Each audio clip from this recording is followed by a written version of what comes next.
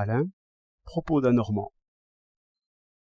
Comme je voyais que des philosophes allaient discuter sur le miracle, je me suis enfui. Ma foi, oui. Je connais trop la subtilité des nouveaux docteurs catholiques, qui s'amusent à marquer d'un doute toutes les théories scientifiques prises en général, et concluront après cela que tout est miracle si l'on veut. Et comment répondre? Comment fonder les sciences par quelque argument extérieur à toutes et commun à toutes? Les sciences se fondent sur leurs propres preuves, et les preuves sont aussi différentes que les propositions. Et bref, le doute dans les sciences est quelque chose, mais le doute sur les sciences n'est rien.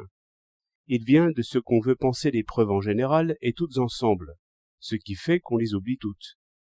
Le nombre pi, qui est le rapport de la circonférence au diamètre, n'est une vérité que pour celui qui le calcule, au moment où il le calcule. Dès qu'il s'éloigne des preuves et qu'il veut les considérer à vue de pays, il peut bien douter. Ce n'est pas difficile. Pour tout dire, il y a des discussions interminables sur le seuil, et d'autres discussions dans la science elle-même, qui ne ressemblent en rien aux premières.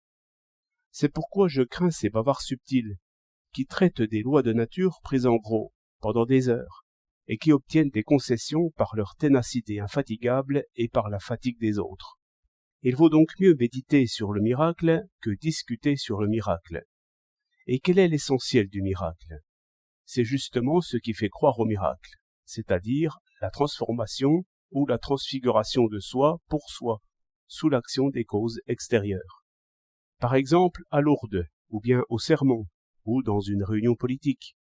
Par les chants, par le concert de tous les gestes, s'accordant soudain avec un état favorable des organes, une joie et une sérénité sans mesure illuminent soudain le jugement et tous ses objets.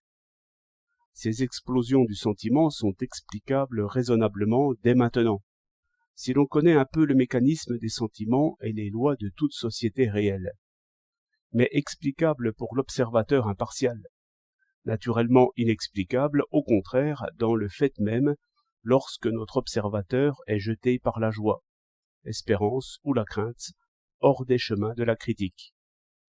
Par exemple, on peut échapper à un mouvement de panique, par maîtrise de soi, acquise péniblement. Mais si l'on cède à la panique, cela même suppose que l'on ne puisse pas penser au mécanisme de ce sentiment impérieux qui submerge alors entièrement l'esprit. L'enthousiasme agit de la même manière. En somme, ces faits de sentiment, ces expériences intérieures, comme ils disent, ont cela de remarquable qu'elles excluent toute explication d'elles-mêmes, par cela seul qu'on les éprouve. Car on ne peut pas s'arrêter pour se regarder courir. Et ce n'est point parce que l'on voit des fantômes que l'on y croit, c'est parce que l'on y croit qu'on en voit. Ainsi, une philosophie du miracle, bien loin de le nier, le définit et le met en place. 6 janvier 1912.